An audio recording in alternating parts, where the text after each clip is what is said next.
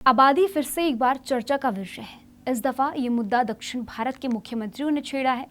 पहले आंध्र प्रदेश के मुख्यमंत्री एन चंद्रबाबू नायडू और फिर तमिलनाडु के सीएम एमके स्टालिन ने ज्यादा बच्चे पैदा करने की अपील की है। दक्षिण भारत में एक साथ दो मुख्यमंत्रियों के इस तरह के बयान के पीछे आखिर वजहें क्या हैं? क्यों चंद्रबाबू नायडू की चिंताएं बाकियों के मुकाबले ज्यादा हैं? और अगर यही हाल रहा तो भारत कब तक बुजुर्ग देश बन जाएगा? आइए आज के इस वीडियो में समझने की कोशिश करते हैं। नमस्कार, आप वीएफ समाचार देख रहे हैं। मेरा नाम तान्या अधिकारी है। दरअसल पहले आंध्र प्रदेश के मुख्यमंत्री एन चंद्रबाबू नायडू और फिर तमिलनाडु के सीएम एमके स्टालिन ने ज्यादा बच्चे पैदा करने की अपील की है। शनिवार को नायडू ने दक्षिणी राज्यों के लोगों को ज्यादा बच्चे पैदा करने के पीछे गिरते प्रजनन दर, बुजुर्ग होती आबादी जैसी चिंताएं जताई थी। पर सोमवार को इसमें तमिलनाडु के मुख्यमंत्री ने कुछ दूसरे सिरे भी जोड़ दिए। एमके स्टालिन ने साफ तौर पर कहा कि हमारी आबादी कम हो रही है, जिसका असर हमारी लोकसभा की सीटों पर भी पड़ेगा। इसलिए अब समय आ गया है कि नवविवाहित जोड़े 16-16 बच्चे पैदा करें।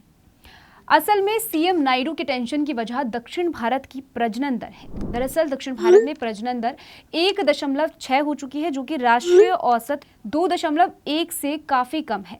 आंध्र प्रदेश और दक्षिण भारत में कई ऐसे गांव हैं जहां पर सिर्फ बुजुर्ग बचे हैं, नौजवान यहां है ही नहीं।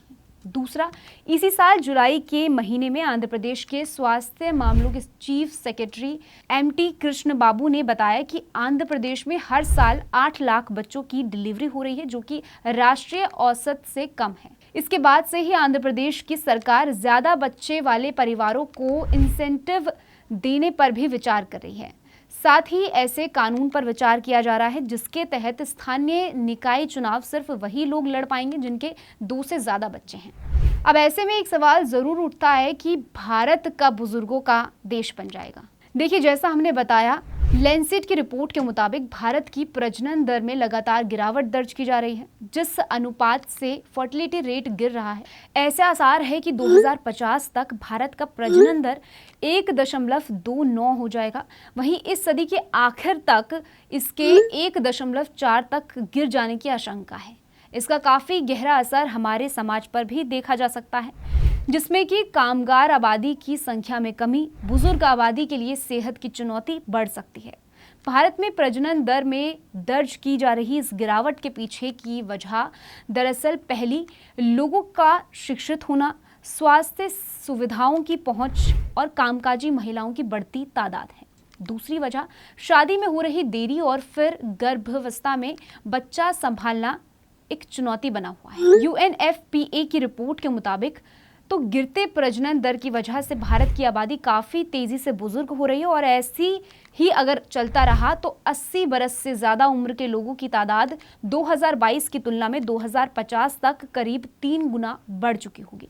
रिपोर्ट के मुताबिक 2050 तक भारत की 20% से ज्यादा आबादी बुजुर्ग हो जाएगी। वहीं 286 में ही भारत की बुजुर्ग आबादी बच्चों की तादाद को पार कर चुकी होगी। इस तरह भारत एक बुजुर्ग देश की श्रेणी में आ चुका होगा। इस पूरी खबर को लेकर आपकी क्या राय है? साथ ही आंध्र प्रदेश में घटती प्रजनन दर आप किस तरीके से देखते हैं? कमेंट में जरूर बताइएगा। बाकी इस रिपोर्ट में इतना ही।